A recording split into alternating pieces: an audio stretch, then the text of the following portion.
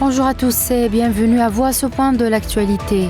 Des centaines de citoyens palestiniens sont tombés en martyrs et d'autres blessés tôt ce lundi matin, dont la plupart des femmes et des enfants, dans le bombardement de plusieurs parties de la ville de Rafah en 129e jour du génocide sioniste contre les Palestiniens. Le Croissant Rouge palestinien a déclaré que la ville de Rafah a été la cible de violents raids sionistes qui ont été concentrés dans le centre-ville avec des maisons habitées devant le siège de l'association du Croissant.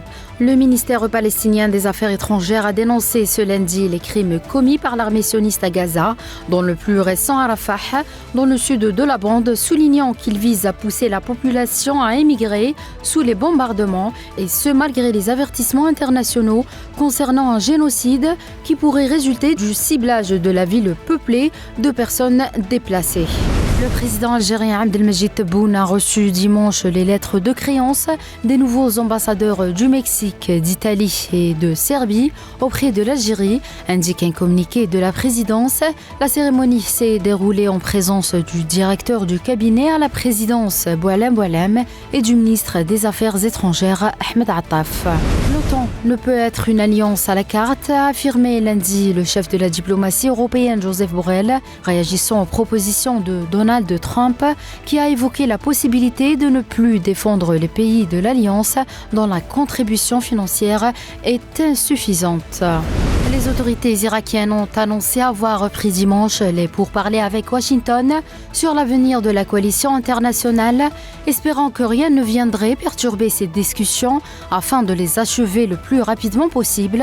Sur la base de ces réunions, un calendrier sera élaboré pour une réduction étudiée et progressive des effectifs jusqu'à une fin de mission des forces de la coalition internationale.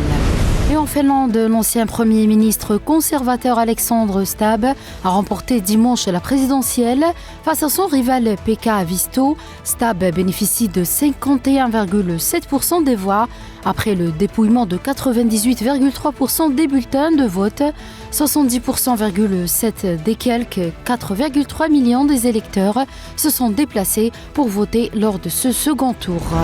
On passe au football. La Côte d'Ivoire a remporté la Coupe d'Afrique des Nations 2023 en battant en finale le Nigeria 2-1 dimanche soir devant son public du stade Alassane Ouattara d'Abidjan. Les buts de la rencontre ont été inscrits par Franck Kessié à la 62e minute et Sébastien Haller à la 81e minute pour la Côte d'Ivoire, alors que William Troustekong avait ouvert la marque auparavant à la 38e minute pour le Nigeria. C'est la fin de ce point de l'actualité. Merci de l'avoir suivi.